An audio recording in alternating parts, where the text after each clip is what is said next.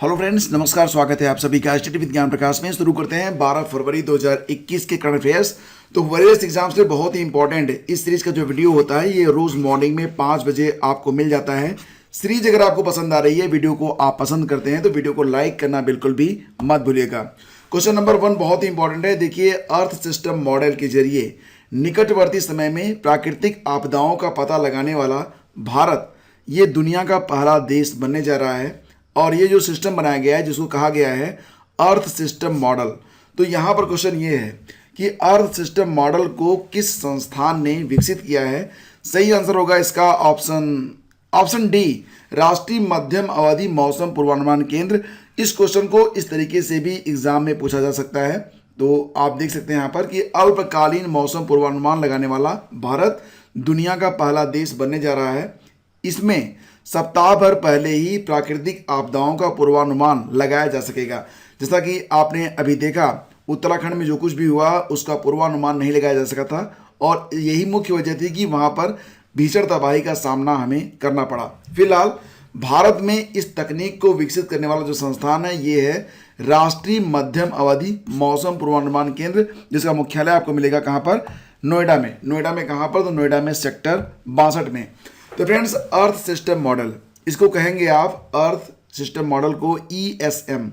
तो ESM के द्वारा विगत वर्षों का डाटा, यानी कि पिछले वर्ष सेम मंथ में क्या स्थिति रही थी उस डेटा को, वर्तमान में जो प्राकृतिक स्थितियां हैं उसको, और सैटेलाइट से मिली तस्वीरों को आधार बनाकर सुपर कंप्यूटर द्वारा डेटा को एनालाइज कर सप्ताह भर या इसके पहले ही मौसम का सटीक अनुमान लगाया जा सकता है, यानी कि एक प्रॉपर भविष्यवाणी की जा सकती है। यह तकनीकी विकसित करने वाला भारत दुनिया का पहला देश होगा। ध्यान रहे कि पूरी दुनिया और भारत का जो उष्ण विज्ञान मौसम विज्ञान संस्थान है जो कि है पुणे में, तो इसके द्वारा 10 वर्षों के बाद क्या होगा तो इसका जो अनुमान है वो लगाया जा सकता है, यानी कि दीर्घकालिक जो अनुमान है वो लगाए जा सकते हैं। लेकिन शॉर्ट टर्म में क्या होने वाला है इसके बारे में अभी तक कोई भी दुनिया में कोई भी संस्था गणना नहीं कर रही है, और यही काम करेगा भारत में यह तकनीकी संस्थान जिसका नाम है राष्ट्रीय मध्यम अवधि मौसम पूर्वानुमान केंद्र। इसके प्रमुख हैं डॉक्टर आशीष। इसका हेडक्वार्टर मिलेगा आपको नोएडा के सेक्टर 62 में। तो बहुत ही इंपॉर्टेंट है ये। आगे बढ़ते हैं। किस देश के वैज्ञानिकों ने हाल ही में एक प्रोटीन की खोज की है जिसकी वजह से एशियाई देशों में कोरोना संक्रमण की दर यूरोप और उत्तरी अमेरिका की तुलना में बेहद कम रही। आपने देखा था कि जब पूरी दुनिया में, इटली में तो आज भी लगभग 400 से 500 लोग मर रहे हैं, वहाँ पर स्थिति आज भी कंट्रोल में नहीं है। बहुत ही सक्षम देश था अमेरिका, वहाँ पर भी कोविड-19 की वजह से बहुत सारी मौतें हुई। लेकिन फिलहाल उस तुलना में देखा जाए तो हमारा जो एशियाई देश है जिसमें हमारा प्यारा भारत भी है, यहाँ पर बहुत अधिक नुकसान नहीं हुआ। तो इसका कारण क्या रहा? यहाँ के लोगों में जो प्रतिरोधक क्षमता आई वो कहाँ से आई, उसका कारण क्या था? तो अभी हाल ही में भारत में एक रिसर्च हुआ है और ये बताया गया कि इसका कारण है एक प्रोटीन। तो आपको यहाँ पर बता दें फ्रेंड्स कि सही जवाब इसका है ऑप्शन बी, यानी कि भारत। तो पश्चिम बंगाल के कल्याणी शहर के national institute of biomedical genomics के वैज्ञानिकों की एक टीम ने इसका बायोलॉजिकल जो रीज़न है वो ढूंढ निकाला है। इसके मुताबिक पश्चिमी देशों की तुलना में एशियाई देशों में कोरोना वायरस के प्रसार की गति धीमी होने का कारण ये है कि फेफड़ों की रक्षा करने वाला है एक प्रोटीन जो कि यहाँ पर पाया जाता है, लेकिन ये उत्तरी अमेरिका और जो यूरोप की कंट्रीज हैं वहाँ पर जो लोग रहते हैं उनमें इस प्रोटीन की थोड़ी कमी होती है। अमेरिका और यूरोप के लोगों में इस प्रोटीन की कमी है जिसकी वजह से वहाँ कोरोना संक्रमण की दर एशियाई देशों से कहीं ज़्यादा है। भारतीय वैज्ञानिकों की इस टीम ने समझाया कि न्यूट्रोफिल इलास्टिस नाम का मानव प्रोटीन वायरस के लिए वरदान साबित होता है। यानी कि न्यूट्रोफिल इलास्टिस नामक अगर ये प्रोटीन है शरीर में तो इससे क्या होगा कि ये जो कोविड-19 का जो वायरस था वो काफ़ी खतरनाक तरीके से संक्रमित कर सकता है, और इस प्रोटीन की वजह से वायरस ह्यूमन सेल्स में आराम से जो है प्रवेश कर जाता है, जल्दी बढ़ता है और संक्रमित व्यक्ति से इसका संक्रमण तेजी से फैलता है। लेकिन इस प्रोटीन को रोकने का भी एक बायोलॉजिकल सिस्टम है। इसी प्रोटीन से बनता है एक और प्रोटीन अल्फा 1 एंट्रीट्रिप्सिन, यानी कि AAT। तो यही जो AAT है, यही हम भारतीयों के और दक्षिण एशियाई देशों के लोगों में पाया जाता है। तो शरीर में अगर AAT की कमी हो तो कोशिकाओं में न्यूट्रोफिल इलास्टिस का लेवल काफ़ी ज़्यादा हो जाता है, जिसकी वजह से वायरस तेजी से फैल जाता है। यूरोप और अमेरिका में रहने वाले लोगों के शरीर में इसी AAT प्रोटीन की कमी है। Infection genetics and evolution journal में प्रकाशित इस स्टडी में दुनिया भर में D614G म्यूटेशन वाले कोरोना वायरस के प्रसार का विश्लेषण किया गया। इस वायरस से उत्तरी अमेरिका और यूरोप के लोग सबसे तेजी से संक्रमित हुए थे। तो ये कारण है। अब काफ़ी मतलब अच्छी बात है कि हम जो भारतीय हैं, हमारे अंदर जो हमारा इम्यून सिस्टम है वो काफ़ी अच्छा है और इसके पीछे नेचर भी हमारी हेल्प करता है। हाल ही में भारत के किस प्रदेश में विश्व के सबसे पुराने जानवर की छाप मिली है? तो फ्रेंड्स, ये नियर अबाउट जो है 5700 लाख पुरानी जो छाप है, ये काफ़ी पुराना है। अब आप समझ सकते हैं खुद ही, यानी कि तब इस धरती पर मानव नहीं था, ये तब की छाप है। ये आप देखिए यहाँ पर ये जो तस्वीर है ये प्राप्त हुई है। हालांकि ये भारत में भीमबेटका में, यानी कि मध्य प्रदेश का जो भीमबेटका है वहाँ पर ये छाप बहुत दिनों से है, लेकिन इसका पता अभी हाल ही में लगा है।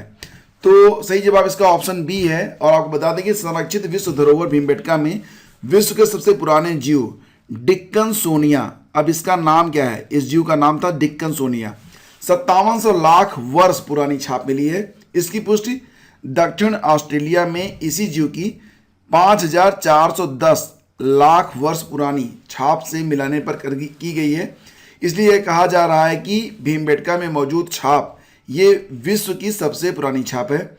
यह छाप सभागार नुमा गुफा की 11 फीट ऊंची छत पर मौजूद है। ठीक है, तो आप यहाँ पर देख सकते हैं इसको। तो फ्रेंड्स, आपको बता दें कि यह छाप जीव के किस अंग की है, यानी कि जो जीव था इसका नाम था डिक्कनसोनिया, इसके किस अंग का ये छाप है ये तो अभी पता नहीं लगा है। पिछले दिनों अंतर्राष्ट्रीय जो भूविज्ञानियों का एक दल था यहाँ भ्रमण पर आया हुआ था, उनकी नज़र जब इस छाप पर पड़ी तो उन्होंने इसकी तस्वीर लेकर अंतर्राष्ट्रीय स्तर पर इसकी पुष्टि की है। रिपोर्ट अमेरिका की अंतर्राष्ट्रीय शोध पत्रिका में भी प्रकाशित हुई है। अंतर्राष्ट्रीय भूविज्ञानी भ्रमण दल का नेतृत्व नागपुर स्थित भारतीय भूविज्ञान सर्वेक्षण विभाग के निदेशक रंजीत खगार और मेराजुद्दीन खान ने किया था। अंतर्राष्ट्रीय भूवैज्ञानिकों के दल के साथ वे 27 फरवरी से 2 मार्च 2020 में भीमबेटका का भ्रमण करने आए थे, उसका निरीक्षण करने आए थे और उसी दौरान इन्होंने इस छाप को देखा था। दोस्तों, डिक्कनसोनिया की भारत में खोज से ईडी एरकन काल में जैव भौगोलिक और पृथ्वी की संरचना में हुए बदलावों के आकलन को जानने में मदद मिलेगी। इस खोज से गोंडवाना लैंड के 550 मिलियन वर्ष पूर्व बनने की भी पुष्टि होती है। आगे बढ़ते हैं, चलते हैं अगले क्वेश्चन पे। किस राज्य सरकार ने हाल ही में कोविड वॉरियर मेमोरियल का निर्माण करने का निर्णय लिया है? सही आंसर इसका होगा ऑप्शन बी, यानी कि ओडिशा में। तो फ्रेंड्स, ओडिशा में कोरोना योद्धाओं का त्याग और बलिदान व्यर्थ नहीं जाएगा। ओडिशा के लोग योद्धाओं के त्याग को याद रखेंगे। मुख्यमंत्री नवीन पटनायक के घोषणा के मुताबिक भुवनेश्वर में कोविड योद्धा स्मारक बनाया जाएगा, जिसमें शहीद होने वाले 101 कोरोना योद्धा का नाम लिपिबद्ध किया जाएगा। भुवनेश्वर स्थित विजू पटनायक पार्क परिसर में कोविड योद्धा स्मारक का निर्माण करने के लिए सरकार ने जगह की पहचान कर ली है। तो जैसा कि आप लोग जानते हैं, ओडिशा के मुख्यमंत्री कौन है? नवीन पटनायक, और राज्यपाल हैं गणेशी लाल जी। नेशनल पार्क हैं, काफ़ी इंपॉर्टेंट है, याद रखना स्टडी जीके के लिए। सिमलीपाल, भितरकनिका, तिकारपाड़ा, चिलिका और सुनावेदा, ये 5 नेशनल पार्क हैं जो कि उड़ीसा में पाए जाते हैं। एग्जाम में अक्सर आजकल नेशनल पार्क से संबंधित जो क्वेश्चन होते हैं वो पूछे जा रहे हैं। हाल ही में तमिलनाडु में एक और टाइगर रिजर्व बनाने की घोषणा की गई है। तो तमिलनाडु का ये कौन सा टाइगर रिजर्व होगा क्रम में? तो अब तक जो है तमिलनाडु में जो वर्तमान में मौजूद हैं 4 टाइगर रिजर्व हैं, तो ये हो जाएगा 5वां। और अगर ये क्वेश्चन ऐसे होता कि तमिलनाडु में अभी हाल ही में बनने वाला जो 5वां टाइगर रिजर्व है ये भारत का कौन 100वां, मतलब क्रम में कौन सा ये टाइगर रिजर्व होगा, तो सही जवाब इसका बनेगा 51। ये दोनों याद रखना आप, ठीक है। तो सही जवाब इसका ऑप्शन डी होगा, यानी कि 5वां। तो आपको बता दें मुख्यमंत्री कौन है? E.K. पलानीस्वामी, राज्यपाल हैं बनवारी लाल पुरोहित। और जो 4 बाकी के टाइगर रिजर्व हैं उसके बारे में जान लीजिए। जो पहला टाइगर रिजर्व बना था तमिलनाडु में, वो बना था 1988-89 के समय काल में। इसका नाम है कलक्कड़ मुंदनथुरई, कलक्कड़ मुंदनथुरई। अन्य टाइगर रिजर्व हैं अन्नामलई, मुदुमलई और सत्यमंगलम। ठीक है, सबसे जो लेटेस्ट बना था वो सत्यमंगलम बना था, अब बनने वाला है इसका 5वां टाइगर रिजर्व। भारतीय नौसेना का युद्धाभ्यास ट्रॉपेक्स 21 वर्तमान में जारी है। किस वर्ष युद्धाभ्यास ट्रॉपेक्स का पहली बार आयोजन किया गया था? सही जवाब इसका होगा ऑप्शन सी 2005 में। तो फ्रेंड्स, भारतीय नौसेना का सबसे बड़ा युद्धाभ्यास द्विवार्षिक थिएटर स्तरीय सामरिक तैयारी युद्धाभ्यास, यानी कि इसको जो है बिल्कुल एक पूरी तैयारी के साथ इसका युद्धाभ्यास किया जाता है, जिसको नाम दिया गया है ट्रॉपेक्स 21। ये जनवरी के शुरू में प्रारंभ हुआ था। वर्तमान में भारतीय नौसेना की सभी सामरिक इकाइयों की भागीदारी के साथ ये चल रहा है। इसमें जहाज, पनडुब्बियां, विमान के साथ साथ भारतीय सेना, भारतीय वायुसेना और तटरक्षक बल की इकाइयां भी शामिल हैं। ये अभ्यास जो होगा ये फरवरी के तीसरे सप्ताह में समाप्त होगा। यह अभ्यास कहाँ पर हो रहा है? तो हिंद महासागर क्षेत्र में हो रहा है। इसके अलावा विशाल भौगोलिक क्षेत्र में भी इसका आयोजन किया जा रहा है। याद रखना कि यह भारतीय नौसेना का सबसे बड़ा युद्धाभ्यास होता है और इसका उद्देश्य वर्तमान भू राजनीतिक वातावरण के संदर्भ में निर्धारित एक जटिल बहुआयामी परिदृश्य में नौसेना की युद्ध तत्परता का परीक्षण करना है। काफ़ी इंपॉर्टेंट, भारतीय नौसेना के तीनों कमानों और पोर्ट ब्लेयर में त्रिसेवा कमान की भागीदारी के साथ नौसेना मुख्यालय द्वारा ट्रॉपेक्स के संचालन की देखरेख की जा रही है।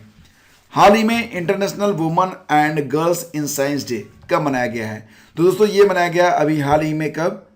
ऑप्शन बी यानी कि 11 फरवरी को। तो 22 दिसंबर 2015 को संयुक्त राष्ट्र महासभा यानी कि यूनाइटेड नेशन जनरल असेंबली, जिसको आप कहेंगे UNGA, United nation general assembly के द्वारा महिलाओं और बालिकाओं के विज्ञान और तकनीकी के महत्वपूर्ण योगदान में अंतर्राष्ट्रीय महिला और बालिका विज्ञान दिवस की घोषणा की गई है। प्रतिवर्ष मनाया जाता है 11 फरवरी को और इसी दिन को यूनेस्को और संयुक्त राष्ट्र महिला द्वारा लागू किया गया था। यूनेस्को की वैश्विक प्राथमिकता लैंगिक समानता है। इस साल इस इवेंट के आयोजन को 6 साल हो गए। थीम इसकी रखी गई है कोविड-19 के खिलाफ लड़ाई में सबसे आगे महिला वैज्ञानिक। तो थीम काफ़ी इंपॉर्टेंट होती है, जैसा कि आप जानते हैं। तो याद रखना कि थीम है कोविड-19 के खिलाफ लड़ाई में सबसे आगे महिला वैज्ञानिक। यूनेस्को के मुताबिक करीब 30% छात्राओं ने इस साल उच्च शिक्षा के लिए स्टेम से संबंधित क्षेत्रों का चयन किया है। विश्व स्तर पर महिला छात्रों का नामांकन प्राकृतिक विज्ञान, ICT, गणित, सांख्यिकी और निर्माण, इंजीनियरिंग और मैन्युफैक्चरिंग में विशेष रूप से कम होता है। हाल ही में किस राज्य में गो हत्या विरोधी विधेयक पारित हुआ है? सही जवाब इसका होगा ऑप्शन सी, कर्नाटक में। ठीक है, तो कर्नाटक में विधानसभा परिषद में गो हत्या निरोधक विधेयक यानी कि prevention of slaughter and prevention of cattle bill 2020 पारित कर दिया गया है। और मुख्यमंत्री कौन है? VS येदियुरप्पा हैं, जैसा कि आप लोग जानते हैं। और अब कर्नाटक में गौ हत्या पर 7 साल तक की सजा होगी, 50,000 से लेकर 5 लाख रुपए तक का जुर्माना किया जाएगा। बात हो रही है यहाँ पर कर्नाटक की, तो जान लीजिए कुछ स्टैटिक जीके के से संबंधित कुछ इंपॉर्टेंट फैक्ट। कर्नाटक की स्थापना हुई थी 1 नवंबर 1956। पहले इसका नाम क्या था? State of Mysore. कर्नाटक नाम हुआ है 1973 में, ये भी याद रखना। मुख्यमंत्री कौन है? VS येदियुरप्पा। राज्यपाल हैं वजुभाई वाला। विश्व दलहन दिवस हाल ही में कब मनाया गया? बहुत इंपॉर्टेंट क्वेश्चन। सही जवाब इसका होगा ऑप्शन बी 10 फरवरी। तो 20 दिसंबर 2013 को यूनाइटेड नेशन जनरल असेंबली ने 2016 को अंतर्राष्ट्रीय दलहन वर्ष यानी कि इंटरनेशनल ईयर ऑफ पल्स के रूप में घोषित किया था। ये याद रखना काफ़ी इंपॉर्टेंट है। 2016 की थीम जो थी उसे 2021 की भी थीम रखा गया है, यानी कि 2016 और 2021 की थीम ये सेम है। थीम है nutritious seeds for a sustainable future. ठीक है, ये थीम है। और जो पहला विश्व दलहन दिवस मनाया गया था वो 2019 में आयोजित किया गया था 10 फरवरी को। तो ये तीसरा होगा, 2020 में दूसरा हुआ, 2021 में तीसरा। और ये जो दिन है इसका आयोजन करता है FAO, यूनाइटेड नेशन की एक संस्था है, Food and Agriculture Organization. Headquarter है इसका रोम, इटली में। स्थापना हुई थी कब? 1945 में। तो वैश्विक भोजन के रूप में दालों के महत्व को चिन्हित करने के लिए इसका आयोजन किया जाता है। जैसा कि आप जानते हैं दालें जो होती हैं ये प्रोटीन का बहुत ही रिच सोर्स मानी जाती हैं। 10 फरवरी को अंतर्राष्ट्रीय दलहन दिवस 2021 यानी कि वर्ल्ड पल्स डे के रूप में मनाया जाता है। याद रखना इसको, वेरी वेरी इंपॉर्टेंट। दाल उत्पादन में उत्तर प्रदेश का जो स्थान है वो दूसरा है। पहले स्थान पर कौन सा है? MP है। पूरे भारत में जितनी भी दाल पैदा होती है उसका अकेले कितना? अकेले 24% पैदा करता है मध्य प्रदेश। उत्तर प्रदेश पैदा करता है 16% दूसरे स्थान पर। महाराष्ट्र में 14%, राजस्थान 6%, आंध्र प्रदेश 10%, कर्नाटक 7%। बस इतना याद रखना कि टॉप पर एमपी है, उसके बाद स्थान आता है यूपी का दालों के उत्पादन में। और एक बात और भी कि भारतीय दलहन अनुसंधान संस्थान ये कहाँ पर स्थित है, ये क्वेश्चन कई बार पूछा जाता है। सही जवाब इसका बनेगा कानपुर। ठीक है। भिखारी मुक्त योजना किस राज्य में शुरू की गई है? भिखारी मुक्त योजना, सही जवाब इसका होगा ऑप्शन बी, राजस्थान में। तो फ्रेंड्स, राजस्थान में 10 फरवरी से इस योजना की शुरुआत की गई है और इस अभियान में पुलिस जो होगी वो भिखारियों को स्वयंसेवी संस्थाओं के सुपुर्द करेगी। बहुत सारी स्वयंसेवी संस्थाओं से राजस्थान सरकार ने टाई अप किया है। अगर बात हो रही राजस्थान, तो फ्रेंड्स राजस्थान का जो क्षेत्रफल है ये 3,42,239 वर्ग किलोमीटर है और पूरे भारत का जितना क्षेत्रफल है उसका 10.4% राजस्थान जो है ये अकेले कवर करता है। ये भारत का एरिया की दृष्टि से सबसे बड़ा स्टेट है और वैसे देखा जाए तो पॉपुलेशन के हिसाब से तो ये 7वां स्थान रखता है अकॉर्डिंग टू सेंसस 2011। ठीक है। और इसकी जो राजधानी है वो जयपुर है। गवर्नर है कलराज मिश्रा और पॉपुलेशन 6.89 करोड़ और चीफ मिनिस्टर कौन है? अशोक गहलोत। हाल ही में भारतीय सेना ने किस स्थान पर 100 फुट ऊंचे राष्ट्रीय ध्वज की नींव रखी है? सही जवाब इसका बनेगा ऑप्शन डी, गुलमर्ग में। ठीक है। तो ये याद रखना, जम्मू कश्मीर के गुलमर्ग में। तो फ्रेंड्स, करंट अफेयर्स के लिए आपकी पूरी तैयारी करवाई जाती है इस चैनल पर। जो सुबह का वीडियो होता है ये आपको बिल्कुल 5 बजे अपलोड कर दिया जाता है, बिल्कुल एक्यूरेट 5 बजे। तो यहाँ पर आना आप सुनिश्चित करें। प्रीवियस रिवीजन भी बहुत इंपॉर्टेंट है जिसके लिए आपको हर महीने की ई बुक अवेलेबल करवाई जाती है। तो पिछले महीने की जो ई बुक है अगर उसको आप डाउनलोड करना चाहते हैं तो इस वीडियो का डिस्क्रिप्शन आप चेक कर सकते हैं।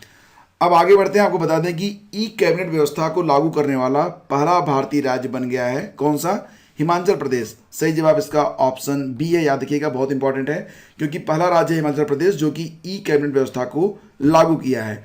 तो हिमाचल प्रदेश ने कैबिनेट ज्ञापन और कैबिनेट की कार्रवाई को कागज रहित कर दिया है और ई कैबिनेट के लिए सूचना प्रौद्योगिकी विभाग द्वारा IT एप्लीकेशन को विकसित किया है। पूरे देश में इस तरह का यह पहला इलेक्ट्रॉनिक प्लेटफॉर्म है और हिमाचल प्रदेश इसको इस्तेमाल करने वाला पहला राज्य। मुख्यमंत्री हैं जयराम ठाकुर, राज्यपाल हैं बंडारू दत्तात्रेय। याद रखना, अभी एक माह पहले एक बहुत ही इंपॉर्टेंट, बहुत ही महत्वपूर्ण घटना घटी थी। देखो यहाँ पर हिमाचल प्रदेश में एक पौंग बांध है, पौंग बांध। इसे जो है अंतर्राष्ट्रीय रामसर वेटलैंड के तहत मान्यता प्राप्त है।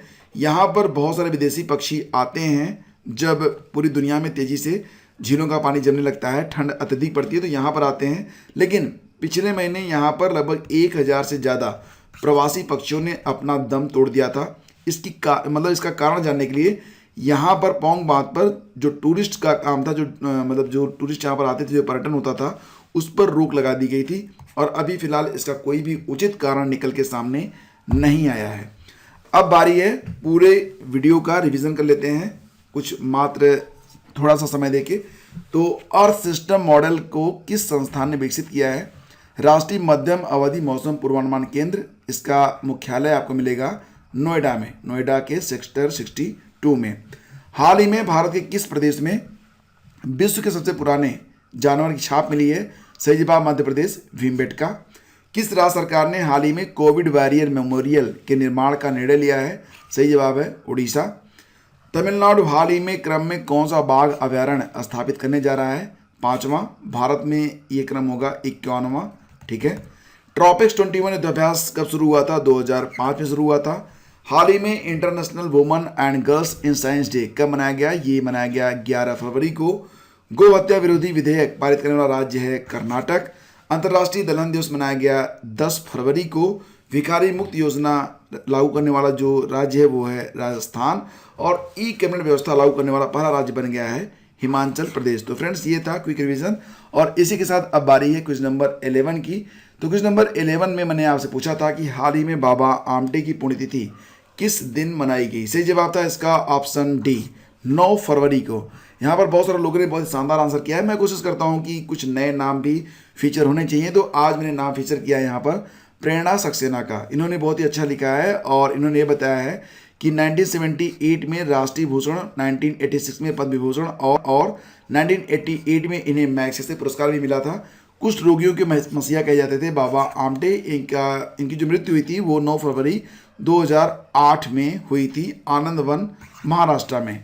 तो अब बारी है आज के क्विज की, और आज का क्विज ये है कि जुलाई 2020 में कहाँ पर देश का पहला प्लाज्मा बैंक स्थापित किया गया।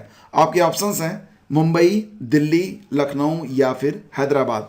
तो आपके आंसर की हमें प्रतीक्षा रहती है। मैक्सिमम लोग आंसर करिए, और जो लोग आंसर कर रहे हैं इसका परिणाम उन्हें एग्जाम में देखने को जरूर मिलेगा।